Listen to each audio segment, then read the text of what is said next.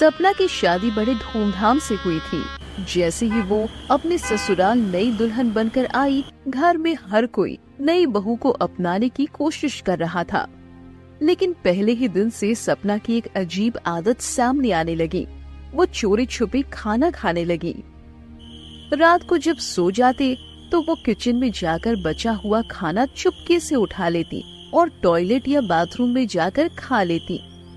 कई बार तो वो खाना अपने कमरे में छुपा लेती और आधी रात को धीरे धीरे खाती। सास ने पहली बार जब नोटिस किया कि किचन में रखा हलवा गायब है तो सोचा कि शायद किसी बच्चे ने खा लिया होगा।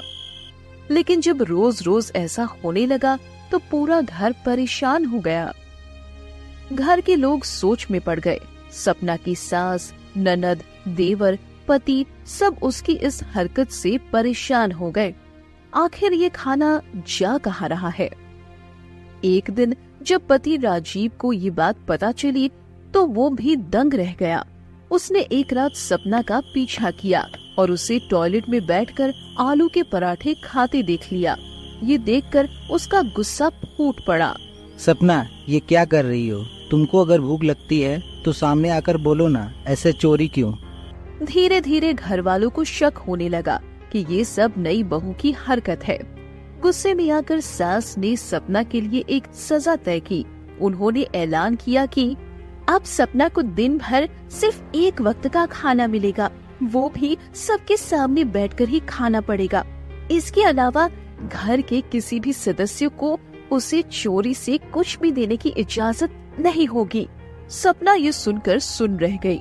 वो घबरा गई लेकिन कुछ कह नहीं पाई।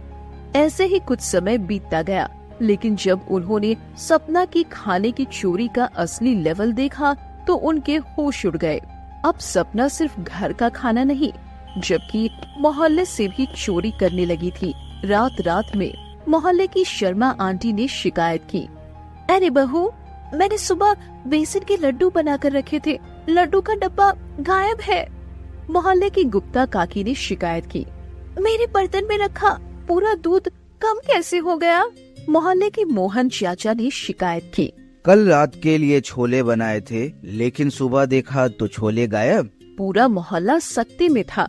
कहीं कोई चुड़ैल तो नहीं जो रात में आकर खाना खा जाती है? एक रात घर वालों ने मिलकर प्लान बनाया। उन्होंने किचन में हलवे के डब्बे के पास कैमरा छुपा दिया और मोहल्ले में भी कैमरा और पहरा बिठा दिया। रात के 2 बजे सपना दबे पांव किचन में आई।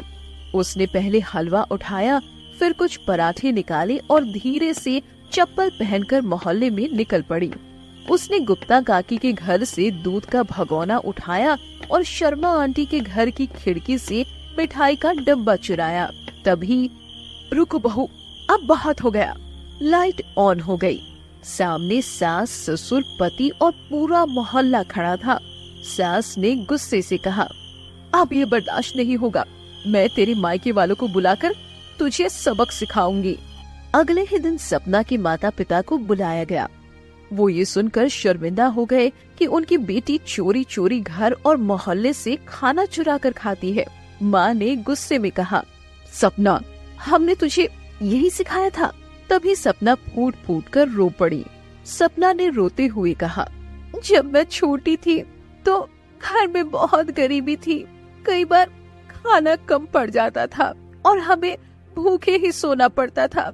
मुझे डर लगने लगा था कि कहीं फिर से ऐसा ना हो जाए, इसीलिए मैंने खाना छिपा कर रखने की आदत डाल ली। जब भी कुछ मिलता मैं चुपके से खा लेती थी ताकि मुझे फिर से भूखा न रहना पड़े। ये सुनकर सास का दिल पिघल गया। उन्होंने सपना को गले लगाकर कहा, बेटा, अब ये तेरा घर है, यहाँ तुझे कभी भी खाने की कमी नहीं होगी। अब सपना खुलकर खाना खाने लगी। चोरी छुपे खाने की जगह अब वो ससुराल वालों के साथ मिलकर खाना एंजॉय करने लगी। जहाँ पहले मोहल्ले वाले उसे भुक्खड़ बहू कहते थे, अब वही उसे प्यार से सबसे क्यूट बहू कहने लगे। दोस्तों, हर आदत के पीछे कोई न कोई वजह होती है। प्यार और समझदारी से किसी की भी जिंदगी बदली जा सकती है। तान्या अपने कमरे से बाहर निकली थी कि तभी डाइनिंग टेबल में सजा हुआ खाना देखकर वो खुश होते हुए बोली, अरे वाह, इतना ढेर सारा खाना। लगता है माँ ने आज सारा मेरा मन पसंदीदा खाना बनाया है। पनीर की सब्जी, आलू के पकौड़े, दाल मखनी, वेज और मेरी मनपसंद पानी पूरी भी है, वो भी चटपटी मिर्ची पानी के साथ। अरे वाह वाह, आज तो मजा आ जाएगा। तभी वहाँ पर तान्या की माँ आकर बोली, ये खाना तुम्हारे लिए नहीं है तान्या। अगर मेरे लिए नहीं है तो फिर किसके लिए माँ? कल बताया तो था, तुम्हें देखने के लिए लड़के वाले आ रहे हैं। ये सारा खाना उन्हीं के लिए बनाया है। जाओ, जाकर कमरे में तैयार हो जाओ। माँ, मुझे बहुत जोरों की भूख लग रही है। तान्या, अपने खाने पर कंट्रोल करो। ज्यादा खाना हमेशा बेइज्जती का सबब बनता है और तुम्हें पहले से ही गैस्ट्रिक प्रॉब्लम है। ज्यादा खाने से तुम्हें प्रॉब्लम हो जाती है। बात तो आपकी सही है माँ, लेकिन क्या करूँ, खाना देखकर मुझे सब्र ही नहीं होता।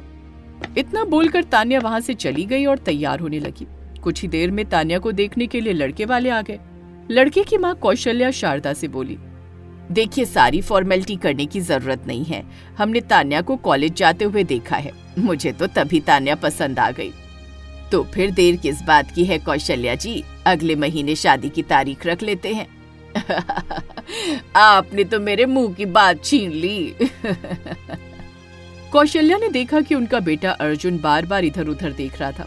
कौशल्या अर्जुन से आहिस्ता से बोली, इधर उधर क्या देख रहे हो अर्जुन? माँ, हमने यहाँ पर डिनर नाश्ता सब कर लिया, लेकिन मेरी होने वाली पत्नी मुझे दिखाई नहीं दी। वो चाय लेकर क्यों नहीं आई? अरे, तुमने अपनी होने वाली पत्नी को तस्वीर में देखा तो है।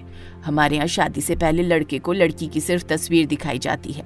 अपने खानदान की परंपरा का पालन करो और मुंह बंद करके चुपचाप बैठ जाओ।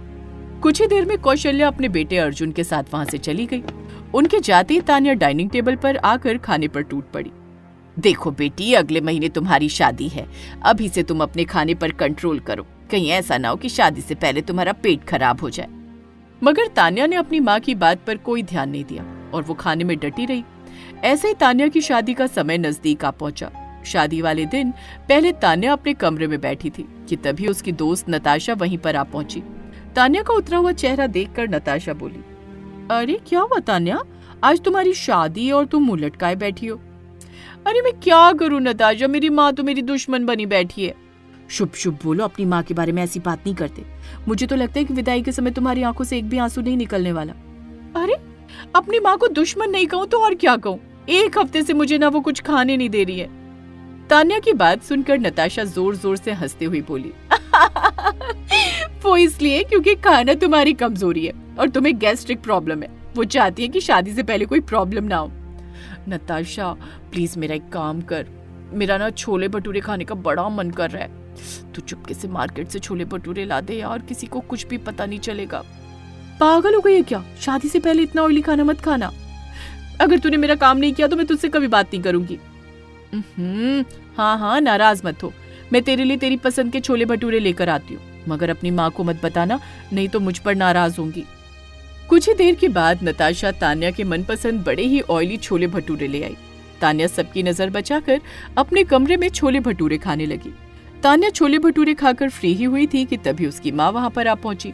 शारदा आंखों में आंसू लिए हुए तान्या से बोली, मैं जानती हूँ कि मैंने तुम्हें एक हफ्ते से ज्यादा कुछ खाने को नहीं दिया बेटी, लेकिन मैंने सब कुछ तेरे भले के लिए किया। आज तेरी शादी है, आज के बाद तू दूसरे घर की हो जाएगी, इसलिए मैं तुझे निराश नहीं करूंगी।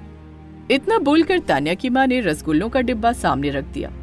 तुझे रसगुल्ले बहुत पसंद है ना, इसलिए आज मैं तुझे अपने हाथों से सारे रसगुल्ले खिलाऊंगी। रसगुल्ले तुझे नुकसान भी नहीं करेंगे।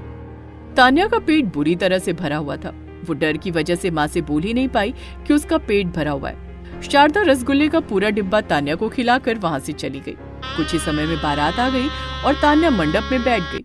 मंडप में बैठते ही तान्या के पेट में गुड़गुड़ होने लगी। तान्या अपने आप से बोली, अरे बाप रे, ये क्या हो गया? मेरे पेट की गुड़गुड़ बता रही है कि मुझे फिर से गैस्ट्रिक प्रॉब्लम हो रही है। अब क्या करूं, मुझे तो बहुत जोर से गैस पास भी आ रही है। तान्या का होने वाला हस्बैंड अर्जुन मुस्कुराता हुआ बार बार तान्या को देख रहा था, मगर तान्या की शक्ल बहुत ज्यादा बिगड़ी थी। कुछ देर बाद अर्जुन ने तान्या के गले में वरमाला डाल दी। तान्या जैसे ही वरमाला डालने के लिए उठी, अचानक जोर की आवाज के साथ उसकी गैस निकल गई। गैस पास की आवाज इतनी जोरों की थी कि मंडप में मौजूद सभी लोग चौंक पड़े। अर्जुन इधर उधर देखकर आहिस्ता से बोला, मंडप में भी कुछ लोगों को सुकून नहीं है। अरे फ्रेश होकर ही मंडप में आते, बेवजह मेरी पत्नी का मूड खराब कर दिया। अर्जुन की बात सुनकर तान्या अपने मन में बोली, हे भगवान, तूने तो बचा लिया। इन्हें बिल्कुल भी शक नहीं हुआ कि गैस पास मैंने की थी, नहीं तो इनकी नजरों में मेरी क्या ही इज्जत रह जाती। तान्या ने इतना कहा ही था कि तभी उसे जोरों से पॉटी आने लगी। तान्या पूरी ताकत लगाकर अपनी पॉटी रोकने की कोशिश करने लगी। कुछ देर में विदाई समारोह प्रारंभ हो गया। तान्या की माँ तान्या से गले लगकर फूट फूट कर रोने लगी। मेरी बेटी का चेहरा कितना उदास हो गया। मैं जानती हूँ घर छोड़ने का दुख कितना बड़ा होता है। अपनी माँ की बात सुनकर तान्या अपने मन में बोली, अरे माँ, मेरा चेहरा यहाँ से जाने की वजह से उदास नहीं हुआ, बल्कि मुझे बहुत जोरों से पॉटी आ रही है और इस समय गैस पास भी आ रही है। मैं बस जल्दी से अपने ससुराल पहुंचकर फ्रेश होना चाहती हूँ। कुछ ही देर में तान्या अपने ससुराल पहुंच गई। तान्या घर के दरवाजे के बाहर खड़ी हुई थी कि तभी तान्या की ननद वहां आकर बोली, देखिए भाभी, हमारे यहाँ का उसूल है कि नई भाभी को हमारे सवालों के जवाब देने पड़ते हैं। अगर आप हमारे सवालों के जवाब दे देंगी तभी आप इस घर में प्रवेश करेंगी। हे भगवान, कहाँ फंस गई। एक तो मैं जबरदस्ती पॉटी रोके हुए हूँ और ऊपर से अब ये रस्में। नहीं, आज तो लगता है मेरी बेइज्जती होकर ही रहेगी। काश मैं माँ का कहा मान लेती तो आज मेरी ये हालत नहीं होती। तान्या का चेहरा सफेद पड़ गया। अर्जुन तान्या के चेहरे को देखकर अपनी बहन से बोला, देखो, रस्में वगैरह तो बाद में भी हो जाएगा। तान्या थकी हुई है, उसे अपने कमरे में आराम करने दो। इतना बोलकर अर्जुन तान्या को बेडरूम में ले गया और तान्या से बोला, तुम तब तक फ्रेश हो लो, मैं कुछ देर में आता हूँ। अर्जुन की बात सुनकर तान्या तुरंत बाथरूम में घुस गई। कुछ देर बाद तान्या फ्रेश होकर बाहर निकल आई, मगर उसका पेट खराब हो चुका था। उसे उबकाई भी आ रही थी। कुछ ही देर में अर्जुन वहां पर आ गया। अर्जुन के आते ही तान्या को भारी उल्टी हो गई। उल्टी होने के बाद तान्या को थोड़ा सा सुकून महसूस होने लगा। अर्जुन मुस्कुराता हुआ तान्या की ओर देखकर बोला, अब तुम्हें सुकून लग रहा होगा। तान्या शर्माती हुई नजर नीचे करके खड़ी हो गई। अर्जुन तान्या को एक टैबलेट देता हुआ बोला, इसे खा लो, इसे खाने के बाद तुम्हें और आराम मिल जाएगा। तुम्हें गैस्ट्रिक प्रॉब्लम हो गई है। तान्या ने तुरंत वो टैबलेट खा ली। टैबलेट खाते ही तान्या को सुकून मिल गया। अर्जुन तान्या की उल्टी को साफ करने लगा। तभी तान्या अर्जुन से बोली, मेरी वजह से आपको सुहागरात में ये सब करना पड़ रहा है। अर्जुन मुस्कुराता हुआ तान्या की ओर देखकर बोला, मुझे पहले से ही पता लग गया था कि तुम्हारा पेट खराब हो गया है। मैं जानता हूँ मंडप में वो हरकत तुमने जानबूझकर नहीं की थी, बल्कि तुम्हारी मजबूरी थी। ये सुनकर तान्या के होश उड़ गए। वो शर्माती हुई अर्जुन से बोली, आप जानते थे? हाँ तान्या, मैं जानता हूँ, लेकिन तुम घबराओ नहीं। जब इंसान का पेट खराब होता है तो वो एक नेचुरल प्रक्रिया होती है। तान्या, मंडप में मुझे तुम्हारा चेहरा देखकर ही अंदाजा लग गया था कि तुम्हें गैस्ट्रिक प्रॉब्लम है, और वो इसलिए क्योंकि मैं भी इस समस्या से जूझ रहा हूँ। कुछ ही देर में अर्जुन ने उल्टी साफ कर दी और तान्या की ओर देखकर मुस्कुराता हुआ बोला, अब टेंशन लेने की कोई जरूरत नहीं। मैंने जो टैबलेट तुम्हें दी है उसे खाने के बाद तुम्हें नींद आने लगेगी। सुबह तक तुम बिल्कुल सही हो जाओगी। तान्या अगली सुबह जब सोकर उठी तो वो पूरी तरह से ठीक हो चुकी थी। अर्जुन मुस्कुराता हुआ वहाँ पर आकर बोला, मेरी सासू माँ बता रही थी कि तुम्हें खाने का बहुत ज्यादा शौक है। तान्या अपने कान पकड़ती हुई मुस्कुराती हुई अपने पति से बोली, शौक तो है, लेकिन अब मैं इस शौक के ऊपर कंट्रोल करूंगी। तान्या की बात सुनकर अर्जुन जोर जोर से हंसने लगा और तान्या भी। तान्या की नजर में अपने पति की इज्जत और ज्यादा बढ़ चुकी थी। दोस्तों, आप सभी इस वीडियो पर अपनी माँ की लंबी आयु के लिए कमेंट में आई लव माँ जरूर लिखें। दुर्गा माँ जरूर आपकी इच्छा पूरी करेंगी। और हाँ, इस वीडियो को लाइक जरूर कीजिएगा।